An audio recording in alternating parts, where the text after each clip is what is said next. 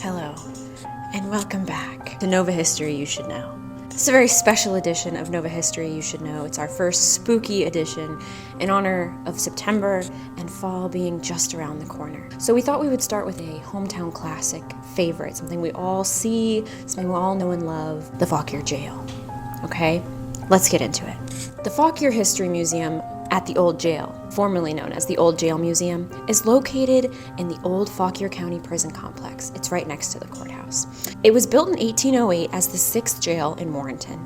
The 4 cells held multiple people, not uncommon for that time. Also not uncommon, children often accompanied their mothers into the jail. The jail added a larger second building in 1823. The addition allowed space for the warden and his family to live on one side of the original building. The exercise yard behind the newer 1823 building provided space for both a latrine for the inmates and also for a gallows. In addition to executions, historians have documented accidental deaths and many suicides at the jail. Thus, the place has a well-earned reputation for being haunted. In fact, visitors, volunteers, museum staff alike have reported multiple experiences. Playful ghost children perform pranks. Some people have seen full-body apparitions and shadow figures lurking in the cells. And of course, like many old buildings, folks heard the usual footsteps, knocks, and bangs. Let's talk about a few of the spirits you might encounter at the old jail. Over the years, there have been many ghost stories shared by those who've experienced strange paranormal activity in the Fauquier Jail. Perhaps the best known and most documented ghost story concerns an incident that occurred in the jail in the mid-1920s. He's called the Bearded Man.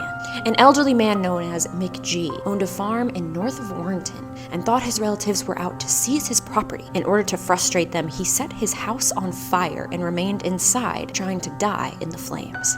However, Mick G was rescued and placed in the county jail for observation and charged with arson and attempted suicide. Weakened by the ordeal, he contracted pneumonia and later would die in his cell. The next inmate to occupy that same cell was a woman charged with a small misdemeanor. She was represented at her trial by a prominent lawyer who had also represented Mick G at the time of his arrest. At the trial, Judge Turner asked the woman if she had any visitors during her imprisonment. She said, "No, sir, not anyone I'm acquainted with, but a little old man with a long white beard comes to my cell every night." When she's asked to describe her visitor, the woman gives an exact description of Mick G. You can go visit the jail for at least small cost of $5 anytime you want. However, during the month of October, there is a guided ghost tour. If you're a lover of all things spooky and Halloween like myself, it is comforting to know you don't have to go far in Fauquier to find a true haunt. Have you had any strange experiences in the old jail? Let us know in the comments below.